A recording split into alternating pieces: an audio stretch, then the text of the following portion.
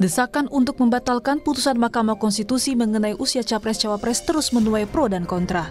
Desakan ini pun berakibat pada status Ketua MK Anwar Usman yang harus diperiksa Majelis Kehormatan karena dinilai syarat kepentingan. Pakar hukum Bivitri Susanti yang bersama Forum Guru Besar ikut menjadi pelapor dugaan pelanggaran etik Hakim MK membantah ada operasi rahasia menjegal Gibran maju Cawapres. Menurut Bivitri, seluruh gugatan berlangsung terbuka. Itu kan kalau kita lihat Kamus Besar Bahasa Indonesia artinya tertutup, ditutup-tutupi. Ini kan nggak tertutup. Bahwa ini politis atau tidak, ya silakan dinilai.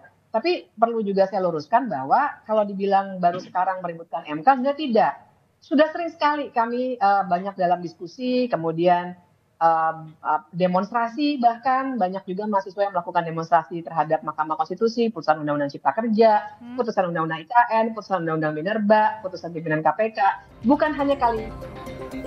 Mantan Hakim MK Hamdan Zulfa dalam program Sapa Indonesia Malam menyebut bahwa putusan Majelis Kehormatan Mahkamah Konstitusi tidak dapat membatalkan putusan MK soal batas usia Capres-Cawapres. Hal ini karena peradilan MK berbeda dengan peradilan umum. MK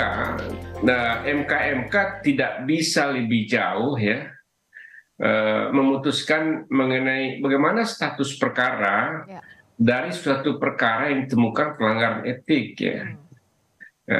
Itu tidak bisa lebih jauh dari sanksi etik kepada hakim teradu. Jadi artinya tidak bisa memengaruhi putusan MK sebelumnya begitu Pak Hamdan? Tidak bisa mempengaruhi putusan, artinya tidak bisa misalnya merekomendasikan bahwa putusan itu batal, karena itu tidak mungkin, karena putusan MK itu agak spesifik ya, beda dengan peradilan umum. Terjadi konflik kepentingan, di mana hakim teradu itu memiliki kepentingan langsung atau tidak langsung dari perkara yang diperiksa, dan ternyata dia tidak mundur.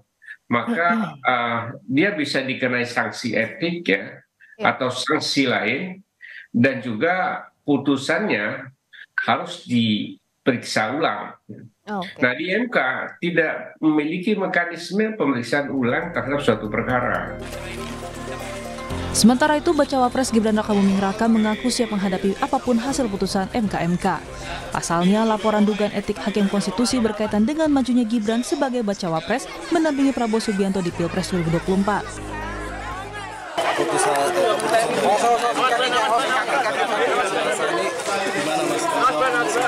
Ya ditunggu aja, makasih. Mas ini nggak khawatir mempengaruhi pencalonan jebakan? Ya ditunggu aja keputusannya, makasih.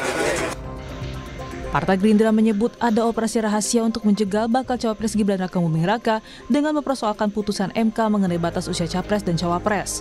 Gerindra mempertanyakan mengapa putusan MK lainnya tidak dipersoalkan, sementara putusan batas usia Capres dan Cawapres terus dipermasalahkan. Nah, ya itulah yang namanya operasi rahasia. Karena bagaimanapun ada daripada tujuan rahasia yang dalam penjagalan yang dilakukan oleh ini. Kalau kita ini sekarang melihat, kalau kita tarik ke belakang mengenai keputusan MK yang lain, kenapa dengan diskusi-diskusi aja mereka sudah puas. Tetapi kalau seperti ini, sepertinya apapun keputusan MK yang tidak memuaskan, mereka akan mengejar lagi. Jadi saya kira ini kan sesuatu hal yang sebenarnya boleh dikatakan sesuatu yang memang ada tujuan dalam hal ini. Dugaan pelanggaran kode etik Hakim Konstitusi ini mengemuka setelah Mahkamah Konstitusi memutus perkara gugatan batas usia Capres-Cawapres dengan menambah syarat baru bagi kepala daerah yang telah menjabat atau sedang menjabat di bawah usia 40 tahun. Putusan MK itu menjadi karpet merah anak Presiden Gibran Rakabuming Raka untuk maju Pilpres 2024. Esok Selasa, Majelis Kehormatan Mahkamah Konstitusi segera menjatuhkan putusan atas dugaan pelanggaran etik Hakim MK terkait putusan batas usia Capres-Cawapres. Pembacaan putusan digelar tanggal 7 November karena tanggal 8 November menjadi batas akhir pengusulan bakal pasangan calon pengganti jika ada penggantian bakal Capres-Cawapres. Tim Liputan Kompas TV.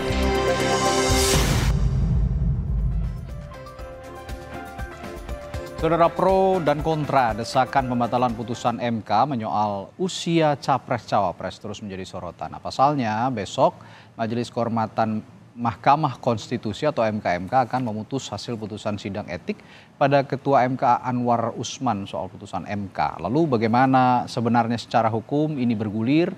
Lalu apakah ini mengganggu sistem pemilu di tahun ini dan juga apakah benar adanya upaya operasi senyap menjegal majunya Gibran Rakabuming Raka sebagai bakal calon wakil presiden Prabowo Subianto. Kami akan perbincangkan pagi hari ini bersama sejumlah narasumber. Ada pakar hukum tata negara yang juga pelapor dalam kasus ini, Zainal Arifin Mukhtar, lalu Wakil Ketua Umum Partai Gerindra sekaligus tim kampanye nasional Prabowo Gibran Habibur Rahman, dan juga anggota Dewan Pembina Perkumpulan untuk Pemilu dan Demokrasi atau Perludem Titi Anggraini. Selamat pagi Bapak Ibu. Selamat pagi, Pak Titi, Pak Zainal. Ya, saya ke Mas Uceng, ini panggilan akrabnya kalau wartawan manggil Mas Zainal Arifin Mukhtar Mas Uceng gitu ya. Mas Uceng, kita tanpa mendahului putusan MK, tapi Anda sebagai pelapor, bagaimana melihat peluang besok MK akan memutus perkara ini? Iya, yang pertama kan kita mau bilang bahwa ini pelanggaran yang mustahil untuk ditolerir. Ya. Kenapa mustahil ditolerir? Karena kerusakannya itu sangat banyak. Saya kira di banyak tulisan, termasuk tulisan saya di Kompas, dan banyak hal kita sudah mendiskusikan panjang kali lebar bahwa terjadi kerusakan yang terlalu besar. Bukan hanya sekedar terhadap Mahkamah Konstitusi, tetapi juga pada demokrasi, timbulnya dinasti politik, bahkan kemudian bisa menyandra proses kenegaraan yang akan berlangsung di tahun 2024 nanti. Ya. Artinya apa? Ada harus upaya untuk mengembalikan semacam restoratif, ya, untuk menegakkan restoratif justice di wilayah konstitusional, untuk mengembalikan ke keadaan yang tidak, ya, yang kembali serupa, yang kembali semula. Gitu. Maka yang pertama tentu bayangan kita kalau soalan penjatuhan sanksi terhadap Anwar Usman harusnya dengan mudah kita nyatakan bahwa harusnya jatuh. Ya, karena dia melanggar bukan hanya sekedar etis, saya kira melanggar peraturan perundang-undangan. Bahkan kalau mau dilebarkan soal konflik kepentingan, ada kemungkinan bisa menuju ke arah hal-hal yang lebih serius. Misalnya kalau kita baca Undang-Undang 28 tahun 99 soal penyelenggara yang bebas bersih, penyelenggara negara yang bebas bersih dari korupsi-kolusi dan nepotisme. Ya. Nah, tetapi yang kedua memang perdebatannya adalah soal apakah ini bisa berimplikasi kepada putusan MK. Ya. Nah, ada 3 kemungkinan sebenarnya yang pasti harus dibicarakan. Kemungkinan yang pertama adalah penjatuhan sanksi ke Anwar Usman tetap iya, tetapi kemudian apakah bisa berimplikasi, ini belum tentu bisa. Ini berangkat dari bunyi peraturan yang memang apapun dilakukan itu semua lebih banyak bicara pada soal penafsiran. Sama seperti Pak Hamdan Zulfa tadi yang saya dengar menyampaikan itu adalah bagian dari penafsiran. Jadi penafsiran beliau terhadap konteks peraturan perundang-undangan yang mengatakan bahwa itu tidak bisa menuju ke sana. Tapi pada saat yang sama ada juga yang bisa menuju ke sana. Tapi sebagai kemungkinan pertama, kita terima sebagai kemungkinan pertama bahwa ini tidak bisa masuk ke arah putusan. Gitu ya. Nah, yang kedua adalah ketika dijatuhkan sanksi terhadap Anwar Usman, tetapi kemudian MK misalnya mengatakan ada hal serius yang berkaitan dengan putusan MK, ya, dan harusnya dilakukan penegakan, perbaikan terhadap putusan MK. Misalnya termasuk meminta kepada hakim MK untuk melakukan pemeriksaan ulang, nah, mengikuti logika Undang-Undang Kekuasaan Kehakiman. Artinya bersidang kembali begitu ya, Bung Uceng ya? Ya, kalau itu dilakukan ada 2 kemungkinannya. Apakah MK akan menyidangkan ulang, ya, dan ini pasti perdebatannya akan panjang karena dianggap tidak ada lagi final and binding, harusnya tidak ada lakukan pemeriksaan ulang, atau kemungkinan yang kedua, MK melakukan pemeriksaan ulang karena sudah ada permohonan baru untuk memeriksa pasal 169 lagi. Nah, 169 yang diperiksa bukan undang-undang yang lama, tetapi undang-undang baru buatan Mahkamah Konstitusi. Nah, saya kira ada beberapa permohonan masuk, termasuk yang dilakukan oleh saya dan Mas Denny Indrayana. Ya. Kami kemarin hari Jumat memasukkan permohonan untuk pengujian ulang 169. Ini demi untuk mengatakan menghilangkan kemungkinan orang melakukan perdebatan panjang soal keabsahan pencalonan presiden dan lain sebagainya. Jadi ini harusnya disambut sebagai konteks positif untuk menghilangkan. Dan bisa bayangkan kalau hasil sudah ada tapi terjadi perdebatan. Dan yang ketiga, kemungkinan yang ketiga tentu saja adalah ketika MK memandang ada kesalahan pada Anwar Usman, lalu kemudian itu berimplikasi pada putusan. Karena kalau Anwar Usman tidak ikut dalam proses putusan, maka kemungkinan putusannya kan menjadi lebih konstelatifnya menjadi berbeda. Karena putusannya menjadi 4 sama, dan dalam konteks 4 sama itu kemungkinan beradanya ketua sidang, atau kalau ketua MK tidak ada maka itu beralih kepada wakil ketua, itu menjadi pemenang. Artinya harusnya dissentingnya yang menjadi pemenang. Nah, saya kira kalau yang kemungkinan ketiga ini dilakukan oleh MK, maka itu berimplikasi pada putusan. Nah, ada 3 variabel kemungkinan itu dengan sedikit variasi di kemungkinan keduanya. Tapi saya yakin MK yang terdiri dari orang-orang yang saya kira sangat berkualitas, berintegritas, saya kira akan mengambil mudah-mudahan hal yang terbaik untuk menyelamatkan demokrasi, termasuk menyelamatkan Mahkamah Konstitusi sendiri. Ya, ini juga ada ketentuan di Undang-Undang Kekuasaan Kehakiman ya, kalau saya tidak salah, koreksi kalau saya salah, di pasal 17 ayat 5 dan 6. Ini koreksi atas putusan penting karena banyaknya kejanggalan yang dinilai oleh sejumlah pihak dalam proses terbitnya putusan itu. Nah, saya akan ke Bung Habibur Rahman. Bung Habib, ya partai Anda seragam lah ya, begitu menduga ada operasi senyap dan upaya pencegalan terhadap bakal calon wakil presiden Anda, Gibran Rakabuming Raka. Sejauh ini yang Anda lihat jalannya sidang etik yang berlangsung di Majelis Kehormatan Mahkamah Konstitusi seperti apa? Dan apa yang membuat Anda menduga ada operasi senyap dan upaya pencegalan terhadap Gibran, Bung Habib? Iya, tentu kami mendapatkan informasi, mendapatkan masukan bahwa memang ada yang ingin melakukan pencegalan terhadap pencawapresan Mas Gibran Rakabuming Raka. Kami tidak bisa langsung begitu saja mempercayai, tetapi kami melihat dan memetakan respon masyarakat terhadap putusan Mahkamah Konstitusi. Yang pertama tentu banyak sekali masyarakat yang mensyukuri, yang menerima, yang berterima kasih kepada MK terhadap putusan ini. Karena memberikan kesempatan kepada generasi muda yang berprestasi, pernah terpilih dalam proses pemilu, untuk maju dalam kontestasi yang sangat bergengsi, walaupun belum berusia 40 tahun. Yang kedua, ada bagian masyarakat ya, aktivis ya, elemen kritis yang memang mengkritisi putusan MK tersebut. Ya, tapi yang ketiga ada pihak berkepentingan ya, yang tentu melihat potensi sulitnya mengalahkan Pak Prabowo jika berpasangan dengan Mas Gibran. Nah, kita lihat kenapa gerakannya seperti apa. Ada 2 hal ya. Yang kami kenali ya, yang pertama adalah terkait dengan isu hak angket di DPR ya, di mana suatu hal yang nggak pernah terjadi mungkin di belahan dunia manapun, hak angket ditujukan kepada putusan lembaga peradilan. Nah, padahal itu kan pengajunya jelas-jelas pihak yang saya pikir punya kepentingan. Yang kedua ya, soal Majelis Kehormatan Mahkamah Konstitusi ini. Kalau mempersoalkan etika, saya masih bisa memaklumi. Banyak masyarakat dalam hal apapun kita dikritisi ya. Tetapi ya, kalau demand-nya adalah petitumnya adalah membatalkan putusan MK, termasuk usulan-usulan yang saya katakan agak ajaib ya, seperti menguji materi hasil putusan MK ya. Ini kan jelas bertentangan dengan hal yang amat mendasar yang seharusnya menjadi pengetahuan masyarakat, bahwa pasal 24C itu Mahkamah Konstitusi mengadili pada tingkat pertama dan terakhir ya.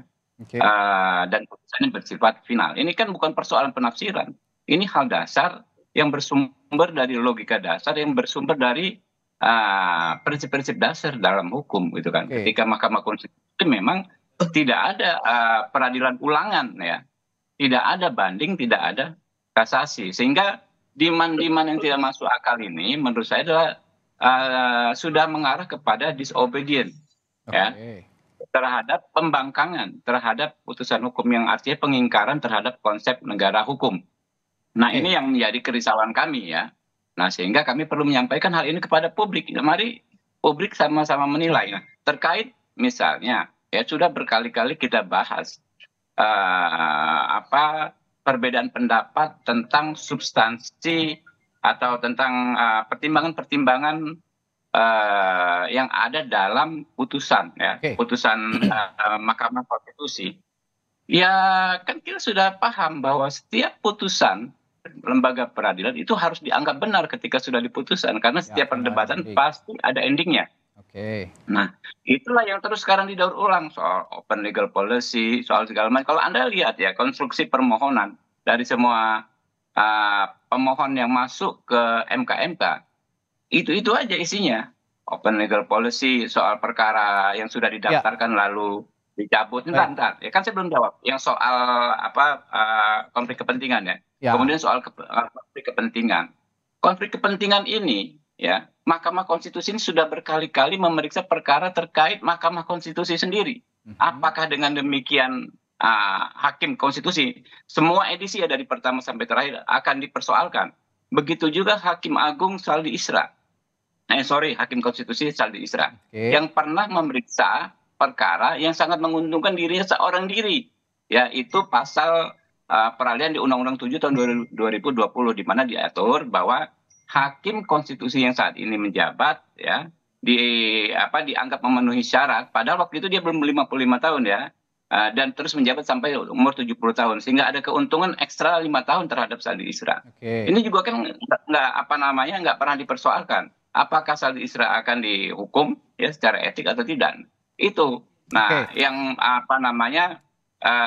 perlu kami sampaikan kepada publik. Oke, Bung Habib, Anda mengatakan tadi banyak demand-demand yang tidak masuk akal. Tapi begini, Prof. Jimli sendiri sebagai Ketua MK ini sudah memaparkan sejumlah fakta begitu yang ia sendiri menduga menyalahi aturan main di MK begitu. Salah satunya perkara administratif begitu, di saat ada penggugat memasukkan materi gugatan, lalu dicabut kembali, lalu diajukan kembali tanpa ditandatangani begitu. Nah, fakta-fakta seperti itu apakah menurut Anda itu masuk akal? Bukan gini, Anda salah kutip ya. Jadi gini, secara standar saja ini Pak Uceng tahu, Mbak Titi tahu lah, hakim atau pengadil tidak bisa mengomentari sesuatu yang sedang diperiksa ya, dan apalagi mengambil putusan. Jadi belum ada putusan apapun yang Anda dapat dari metode doorstop ya. Doorstop kan itu kan. Lalu Pak Jimli mengatakan dengan spontan dan lisan, itu bukan putusan apapun. Jadi memang bukan putusan, tapi itu kan fakta begitu yang diungkapkan oleh Prof. Jimli. Pernyataan spontan dan lisan itu kan bisa gradasinya jauh di bawah pernyataan resmi ya. Yang kedua ya, tidak benar yang soal pendaftaran yang sudah dimasukkan lalu dicabut lalu dibatalkan pencabutannya, dan setelah itu Pak Jimli juga sudah mengatakan ada pemeriksaan di mana pemohonnya dipanggil dikonfirmasi benar nggak tidak jadi pencabut, sehingga perkara ini terus bergulir. Jadi rekan-rekan juga memang agak sulit soal teknis hukum. Ketika Anda mengutip maka harus lengkap. Pernyataan hari ini ya kan mungkin besoknya sudah ditanggapi, itu ya yang harus lengkap dijadikan rujukan oleh rekan-rekan. Baik. Ini saya akan beranjak ke Mbak Titi. Sebelum ke Mbak Titi, Oke. saya tambahkan sebelum. Ya, silakan Bung Uceng. Jadi bentar ya Mbak Titi. Saya kira pelanggarannya nggak sesederhana itu ya. Pelanggarannya nggak sesederhana itu, karena bagaimana mungkin ada permohonan diperbaiki itu masuknya di hari libur, dan proses-proses yang sebenarnya melanggar secara hukum acara. Satu. Yang kedua, kalau dikatakan ada permohonan tidak masuk di akal, mungkin Mas Habibur Rahman tidak membaca Undang-Undang MK dengan baik, Undang-Undang MK dan PMK. Karena di situ diperbolehkan kita untuk menguji ya sesuatu yang sudah diputus MK sepanjang dengan alasan konstitusional yang berbeda. Jadi nggak ada larangan sebenarnya untuk menguji kembali sepanjang kita membawa logika dan batu alas yang berbeda dibanding dengan yang sebelumnya. Jadi itu ya benar, itu betul batu alas, tapi ini bukan novum, gitu, bukan temuan fakta. Kita berbicara soal norma. Jadi jangan dianggap ini seperti novum, ya kan Anda menganggap temuan MK seperti novum. Ya enggak, ini saya harus potong karena nanti Anda kesempatan untuk menyanggah kembali. Silakan Bung Uceng. Oke, silakan. Undang-Undang MK dinyatakan boleh diuji, dan ya bolehnya bukan seperti itu konteksnya. Jadi nggak ada larangan. Enggak, bukan nggak ada larangan. Secara formil nggak ada larangan, tapi secara ini audionya secara ini tidak jelas. Kita kasih kesempatan dulu Bung Uceng sebentar. Silakan Bung Uceng. Ya, jadi di Undang-Undang MK, putusan MK pun kalau sudah diputus itu masih bisa diuji sepanjang digunakan alas uji yang berbeda atau alasan yang berbeda, dan itu diserahkan kepada hakim konstitusi untuk menilainya. Jadi tidak bisa dikatakan sepanjang sudah diputus tidak boleh diuji lagi. Ada kemungkinan untuk diuji. Bahkan saya kira kalau kita masih ingat sistem pemilu serentak yang dulu diperjuangkan akhirnya menjadi serentak sekarang, itu dulu ditolak terus oleh Mahkamah Konstitusi sebelum dilakukan pengujian baru. Jadi saya kira pengujian itu menjadi hal yang lumrah, jangan kemudian dianggap sebagai hal yang mengada-ada gitu ya. Karena itu memang diperbolehkan secara undang-undang MK maupun di peraturan Mahkamah Konstitusi. Ya, saya nanggapi ya. Oke, sedikit ya, nanti saya kasih kesempatan Mbak Titi belum ngomong loh. Silakan Bung Habib. Nah, iya, saya menanggapi. Silakan. Jadi apa yang disampaikan oleh Bung Uceng, saya paham banget, khatam juga hal seperti itu. Jadi setiap undang-undang itu bisa berkali-kali diajukan uji materi dengan batu uji yang berbeda, ya, dengan karakteristik permohonan yang berbeda. Iya. Tetapi ya ini bukan semacam peradilan ulangan, bukan semacam novum. Misalnya hasil MK akan dijadikan ya dasar untuk mengajukan kembali permohonan uji materi. Itu kan logika novum.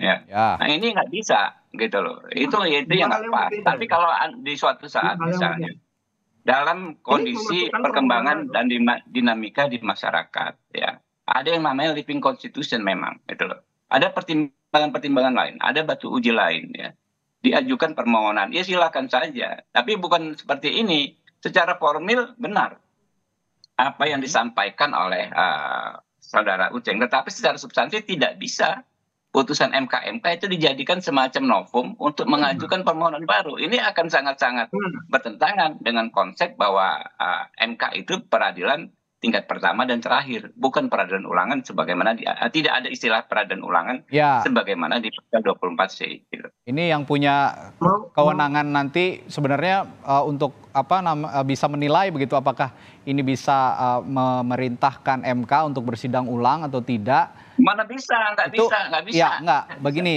itu kan sebenarnya kewenangannya ada semua di MK. Bung Habib bisa bilang nggak bisa, tapi nggak bisa. MK nggak bisa memerintahkan untuk memeriksa ulang. Itu yang saya harus tegaskan. Iya, tapi di Undang-Undang Kehakiman itu ada, Bung Habib. MK nggak bisa memerintahkan untuk memeriksa ulang. Pasti sepakat, Pak Uceng. Gitu. Oke, saya kasih kesempatan dulu untuk Mbak Titi. Ini di luar, ya ini sekarang kita lihat sendiri ya, Bung Habib dengan Bung Uceng ini kan sebagai pelapor dan juga yang punya kepentingan sebagai pengusung bakal cawapres Gibran Rakabuming Raka, ini saling berdebat begitu dan begitu riuhnya. Nah, Mbak Titi, Anda melihat fenomena seperti ini, menurut Anda apakah ini sengketa pilpres di saat pilpresnya sendiri belum dimulai? Iya. Ini memang ekses dari adanya kewenangan Mahkamah Konstitusi untuk melakukan judicial review ya. Dan ini adalah fenomena yang bisa dikatakan dalam derajat berbeda tentu saja selalu dari pemilu ke pemilu itu terjadi. Jadi ini respon dalam banyak hal. Misalnya bisa saja partai politik di parlemen ataupun non-parlemen tidak puas dengan norma di dalam undang-undang pemilu, lalu kemudian ingin mencari jawaban atas keadilan pengaturan itu di Mahkamah Konstitusi. Oleh karena itu di banyak negara pengadilan menerapkan batas-batas yang sangat tegas. Sejauh mana mereka bisa memutus sesuatu yang bisa berdampak pada pengaturan pemilu. Karena pengaturan pemilu itu bukan hanya diubah dan dilaksanakan, tetapi juga dia harus memperhitungkan bagaimana pandangan masyarakat terhadap putusan pengadilan. Akan sangat berbahaya sekali kalau masyarakat menganggap putusan pengadilan itu punya agenda politik. Selain itu juga penyelenggara pemilu dan pemilih harus diberikan kesempatan yang memadai untuk mampu melaksanakan suatu putusan pengadilan. Di Amerika Serikat misalnya, itu pengadilan itu punya kemampuan untuk, bukan kemampuan ya, tetapi rambu untuk menahan diri. Mereka menyebutnya dengan Purcell Principle. Jadi kalau sudah mendekati tahapan, pengadilan itu ketika mengabulkan sekalipun, itu tidak langsung serta-merta memberlakukan. Jadi diberlakukan di pemilu berikutnya. Karena kepercayaan publik terhadap penyelenggaraan pemilu dan juga independensi peradilan supaya tidak dipolitisasi, itu sangat penting penting begitu. Bahkan di negara-negara Eropa ada yang disebut dengan prinsip menjaga stabilitas undang-undang pemilu di dalam Venice Commission begitu. Di situ disebutkan hal-hal yang berkaitan dengan sistem pemilu, lalu komposisi struktur penyelenggara pemilu, daerah pemilihan itu maksimal 1 tahun bisa diubah. Nah kalau di kita rentang itu diterobos sedemikian rupa ya, akhirnya tidak salah kemudian kalau anasir-anasir politis itu menyertai. Jadi kemampuan hakim untuk menjaga dan memperhatikan tahapan pemilu itu sangat penting, Mas Radi. Di tengah situasi kapan saja judicial review itu bisa dilakukan gitu. Oke, nah ini juga penting melihat situasi pilpres yang seperti ini, Mbak Titi, yang sudah riuh begitu ya, padahal taraf ide dan gagasan saja belum muncul sepertinya untuk banyak bakal capres dan cawapres begitu. Nah, saya akan minta pendapat Anda, apakah nanti adanya fenomena seperti ini bisa dibilang upaya saling jegal begitu? Karena ini dua ranah yang sama sekali berbeda sebenarnya, politik dan juga hukum, tapi di tengah-tengahnya ada upaya saling jegal. Ini juga agak lucu menurut saya. Dan apakah hasil putusan MK nantinya jika sudah berputus ini akan mengganggu sistem pemilu? Saya akan tanyakan ini ke Mbak Titi, tapi kita jeda dulu ya Mbak di Sapa Indonesia Pagi. Sesaat lagi kami akan segera kembali. Kembali di Sapa Indonesia Pagi, masih membahas jelang putusan Majelis Kehormatan Mahkamah Konstitusi yang akan memutus besok dugaan pelanggaran etik sejumlah hakim konstitusi termasuk ketua MK-nya sendiri Anwar Usman. Tadi sebelum jeda saya tanya ke Mbak Titi Anggraini dari Perludem. Nah, melihat situasi pilpres seperti ini, Mbak Titi, adakah anggapan memang ini upaya saling jegal di tengah proses politik dan juga ada proses hukum? Ini yang di tengah-tengah ini yang agak-agak rancu, tapi apakah itu bisa kita asumsikan sebagai upaya saling jegal? Dan apakah putusan dari MK ini akan mengganggu sistem pemilu, Mbak Titi? Ya, kalau kita lihat kan ini ada beragam pemohon ya. Saya meyakini mayoritas pemohon itu punya kredibilitas untuk mempersoalkan apa yang mereka masukkan di MK-MK. Sebagian besar misalnya para guru besar, pengajar hukum tata negara dan hukum administrasi negara, itu adalah orang-orang yang punya tanggung jawab moral, etik, dan juga hukum saya kira untuk memastikan apa yang menjadi komitmen mereka selama ini di dalam berkiprah di dunia hukum itu mendapatkan titik terang begitu. Jadi saya ingin melihat ini sebagai sebuah proses yang memang harus dilalui ketika kita berhadapan dengan persoalan seperti yang sekarang sedang dibahas di MK-MK.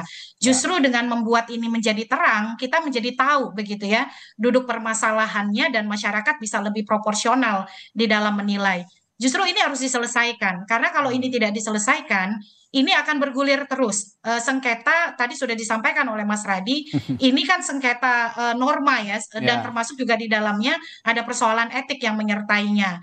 Dan kemudian di ujung itu masih ada perselisihan hasil pemilu. Betul. Bukan tidak mungkin kalau ini tidak secara terus-menerus kita carikan jawaban, ini akan terus terbawa begitu, dan ini akan menjadi narasi yang mewarnai pemilu kita. Ke depan ini memang harus ada perubahan undang-undang pemilu, terutama mengatur soal prinsip-prinsip menjaga stabilitas aturan main tanpa mengurangi kemudian hak konstitusional warga negara untuk dipilih ataupun memilih begitu. Tetapi ingat, pemilu itu adalah rangkaian dari bangunan proses yang itu harus berkepastian, karena prosedurnya itu harus terukur.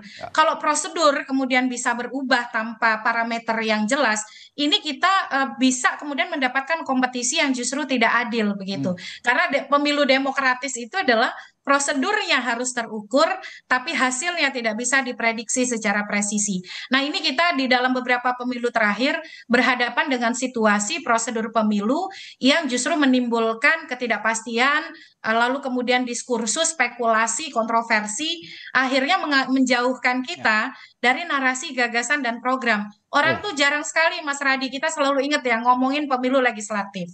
Selalu yang dibicarakan soal apa yang terjadi di pemilu presiden. Ini yang juga bisa melemahkan, ya saya kira, sistem pemerintahan kita dalam upaya mendapatkan parlemen yang kuat juga untuk mengimbangi presiden yang juga sama baiknya begitu. Jadi kita juga tidak bisa melihat mana kualitas parlemen yang benar-benar bisa diandalkan oleh rakyatnya begitu ya, oleh perwakilannya. Kan parlemen sendiri merupakan wakil rakyat, tapi kita dialihkan atau terdistraksi dengan masalah-masalah yang ada di Pilpres. Nah, tadi juga saya punya kekhawatiran juga bahwa narasi pemilu kita ini kalau memang ini tidak selesai di sini, ini akan terus dibawa dalam proses kampanye, ada negatif campaign dan sebagainya. Saya akan ke Bung Uceng. Bung Uceng, Anda sebagai pelapor, tadi juga Bung Habib mengatakan bahwa ada dugaan penjegalan lah begitu ya, upaya operasi senyap. Apa ada intensi seperti itu? Ada intensi seperti itu dari Anda sesungguhnya? Yang pertama, saya bukan pelapor. Saya tidak pernah melaporkan ke MK. Jadi keliru ya kalau dianggap saya pelapor. Yang kedua, saya melakukan permohonan baru. Uji materi baru ya, mohon maaf, saya koreksi. Jadi dua hal yang berbeda. Nah, permohonan itu sebenarnya untuk menyelesaikan kisruh. Jadi supaya tidak ada lagi perdebatan orang setelah putusan ini ada. Seperti yang dibilang Mbak Titi. Anda bisa bayangkan kalau MK kemudian memeriksa dan kemudian menyatakan bahwa tidak ada masalah dengan putusan itu, atau MK kembali ke konteks, misalnya kembali ke konteks putusan MK seperti yang sekarang, kan clear, selesai. Orang tidak bisa lagi memperdebatkan bahwa Gibran itu menjadi cacat secara konstitusional atau tidak. Jadi tolong dipahami, ini bukan soal berlawanan dengan Gerindra. Anda keliru kalau kemudian mengatakan ada intensi, ini nggak ada kaitan dengan itu. Ini mencoba mengklirkan. Jadi pasca putusan MK atau pasca putusan ini itu dilakukan, harus ada upaya untuk mengatakan 169 ini clearnya, kalau menghilangkan konflik kepentingannya, putusan clearnya harusnya seperti apa. Dan itu bagus untuk memperlihatkan dan mengatakan bahwa MK sudah dipurifikasi dan ke depan seperti apa sebenarnya.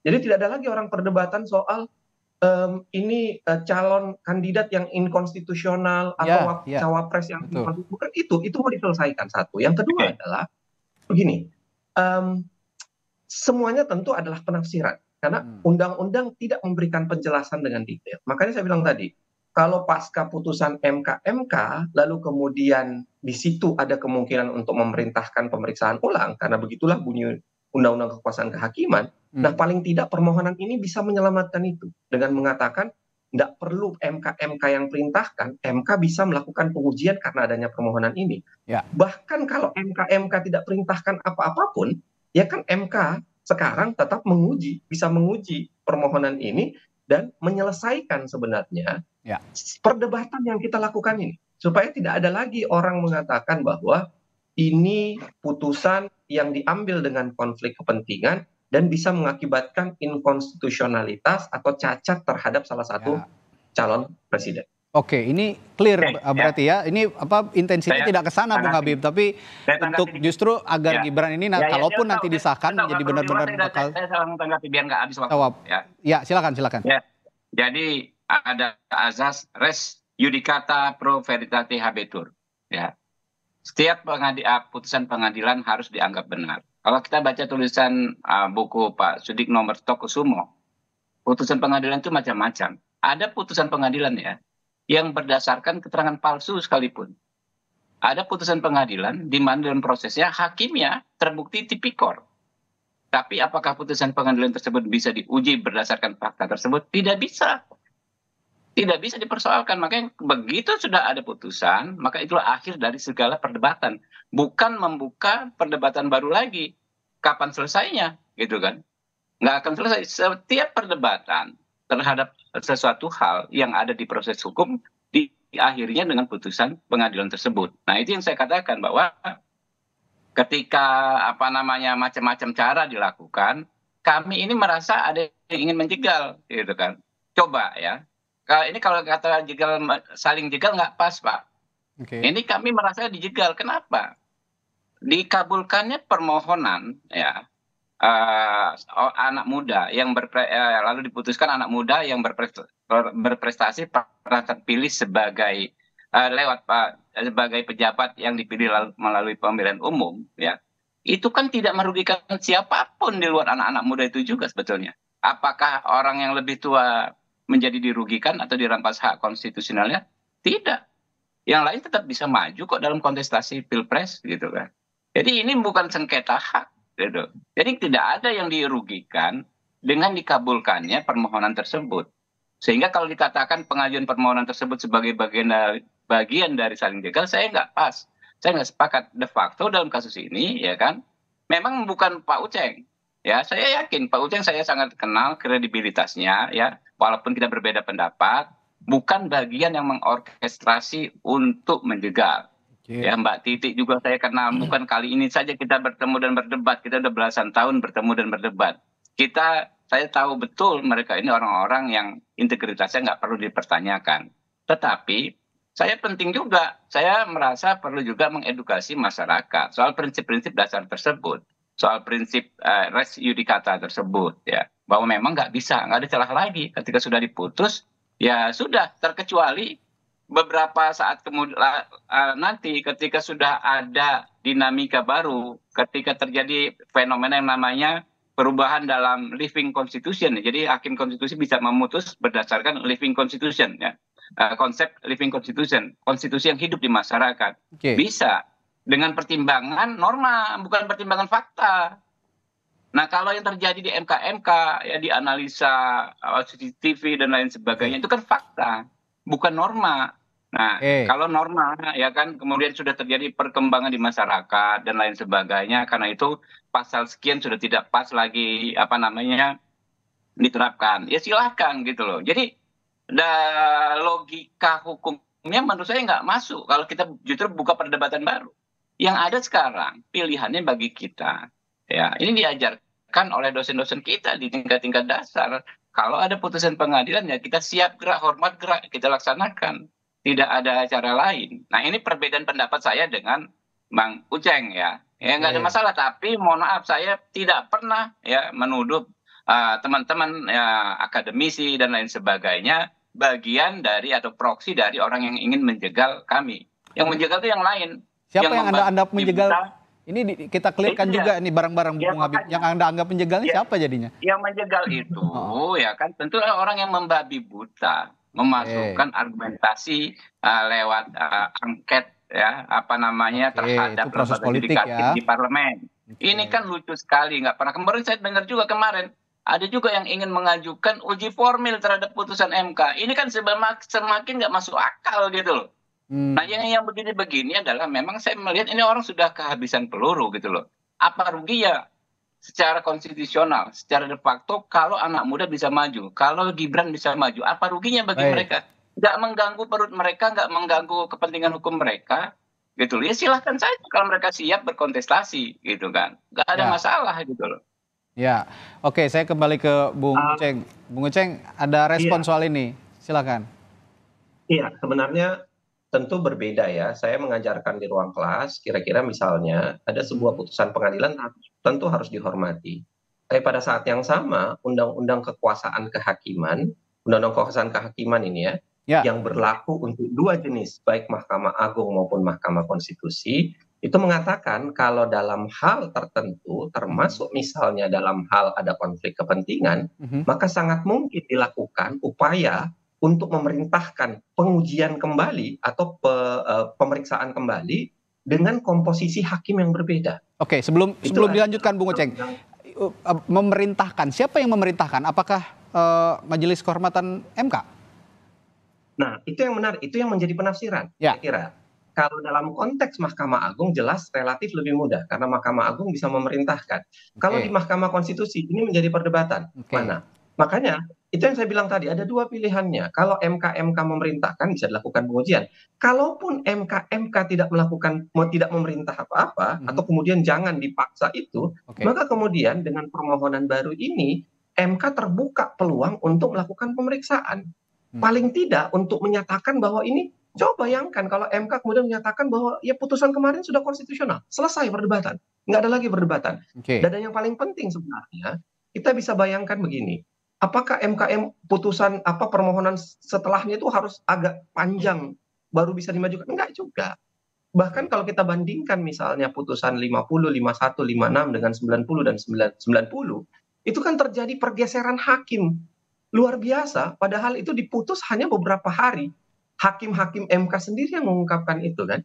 Beberapa hakim MK yang mengatakan ini terjadi perubahan luar biasa nih dalam perkara beberapa hakim yang bermasalah. Yang berbeda kemudian dengan putusan 90. Nah, saya kira itu sebenarnya tidak lagi bisa dikatakan bahwa ya tidak boleh dimohonkan. Sepanjang ada permohonan, MK berkewajiban untuk memeriksa permohonan. Ya, karena konteksnya, sebentar Bung Habib, karena konteksnya ini bicara soal etik melalui Majelis Kehormatan MK begitu, artinya nanti MK ini bisa memutus untuk tidak melibatkan Anwar Usman begitu ya, karena melanggar etik dalam sidang uji materi selanjutnya begitu ya Bung Ceng ya? Iya, mungkin. Oke, baik. Ya, jadi gini ya, silakan. Jangankan terjadi pelanggaran etik. Saya kutip lagi buku Sudikno itu di belakang Pak Uceng mungkin ada tuh, ya kan ya. Sudikno. Kalaupun dalam persidangannya ada saksi palsu sekalipun, tetap saja berlaku azas res justisia, justika gitu loh. Bahwa harus juditika, harus ya dihormati. Nggak bisa. Anda kita ikuti kasus Patrialis Akbar. Kasus Akil Muhtar. Terbukti sah meyakinkan inkrah melakukan tindak pidana dalam menjalankan tugasnya memeriksa perkara di Mahkamah Konstitusi. Apakah waktu itu ada desakan juga untuk membatalkan putusan terkait? Desakannya aja nggak ada kok setahu saya, gitu loh. Ya, jadi ketika Bang Uceng tadi menyatakan yang disampaikan itu benar, itu kalau di peradilan umum.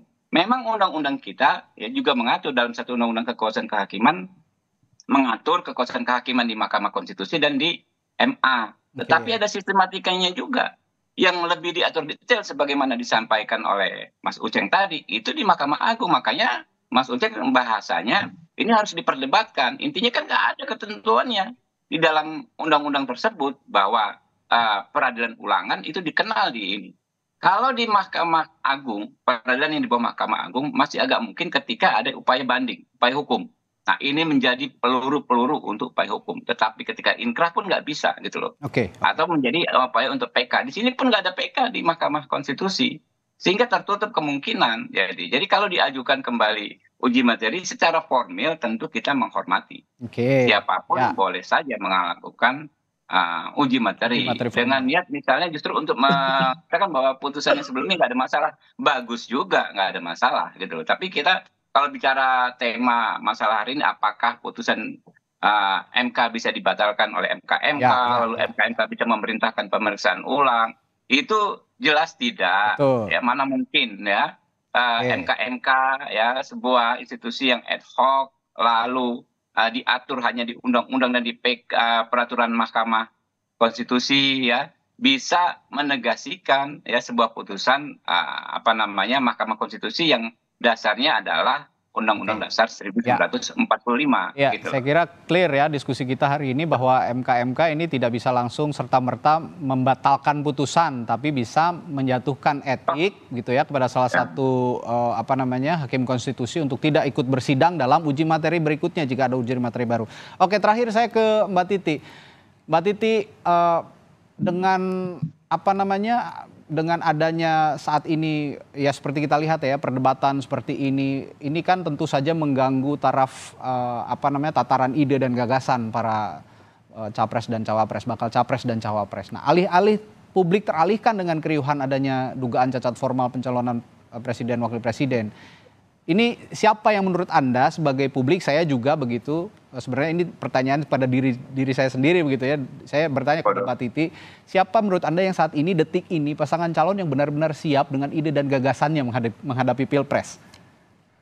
Ya, Mas Radi, tanggal 28 November itu akan dimulai masa kampanye. Ya. Jadi kalau kita lihat narasi untuk membedah visi misi gagasan program itu sangat minim hari ini. Walaupun dokumennya sudah beredar ya, yang menyebutkan semua menggunakan angka 8 begitu. 8 jalan perubahan, 8 langkah cepat, asta cita dan seterusnya. Tetapi kan itu di ruang-ruang yang sangat sempit begitu. Betul. Itu yang sangat kita sayangkan. Walaupun kita tidak bisa menutup mata. Hasil pemilu yang berintegritas juga harus dihasilkan dari aturan main dan proses yang berintegritas. Kita pun perlu mencermati diskursus yang disampaikan oleh tadi Mas Uceng ataupun Pak Habib ya. Tetapi satu sisi juga di saat yang sama memang energi kita dituntut besar nih. Bagaimana kita juga mencermati berbagai dokumen, visi misi, program yang sudah tersebar, dan juga mencermati partai politik. Kekhawatiran saya adalah kita kemudian tidak punya cukup energi, cukup ruang untuk membahas visi misi gagasan, mencermati rekam jejak, dan juga memberikan atensi pada pemilu legislatif. Nah, inilah yang harus kita selalu ingatkan begitu. Tetapi di saat yang sama, membahas yang kita diskusikan juga penting. Tinggal kemudian soal bagaimana kita mengatur ini semua menjadi orkestrasi yang nanti 2024 itu ketika sampai di bilik suara, siapapun yang ada di surat suara itu dipastikan hadir dari aturan main yang adil. Lalu proses yang berintegritas, bukan manipulasi, bukan main curang begitu ya. Dan juga pilihan yang didasarkan pada informasi yang memang betul-betul memadai dan cukup untuk membuat keputusan. Baik, kita dalam konteks ini kita juga terus mengamati mana bakal capres dan cawapres yang benar-benar sesuai dengan pilihan kita, tapi di sisi lain juga ada proses yang berlangsung di Majelis Kehormatan Mahkamah Konstitusi. Kalau saya boleh mengutip filsuf Santo Agustinus yang membelah negara dalam dua skema ya, yaitu civitas Dei, negara Tuhan, dan civitas terrena. Nah, kita harap MK ini sebagai representasi publik begitu ya, representasi civitas Dei, mewakili Tuhan begitu di bumi, sebab itu posisinya sangat suprim. Melalui Majelis Kehormatan Majelis Kehormatan MK juga nanti apapun putusannya, setelah itu ada berproses lagi sidang susulan begitu ya, ada gugatan baru, ini yang kita tunggu sama-sama, semoga MK bisa memutus mewakili Tuhan, karena memang final and binding gitu ya, supreme kekuatannya di muka hukum di Indonesia begini. Ya, baik, terima kasih pakar hukum tata negara sekaligus pelapor atau bukan pelapor ya, atau uji materi, pemohon ya begitu ya, pemohon dalam uji materi berikutnya, Zainal Arifin Mokhtar. Lalu juga ada Waketum Partai Gerindra sekaligus tim kampanye Prabowo Gibran, Habibur Rahman, dan anggota Dewan Pembina Perkumpulan untuk Pemilu dan Demokrasi Perludem, Titi Anggraini. Terima kasih Bapak-Bapak dan Ibu, selamat pagi, sehat selalu.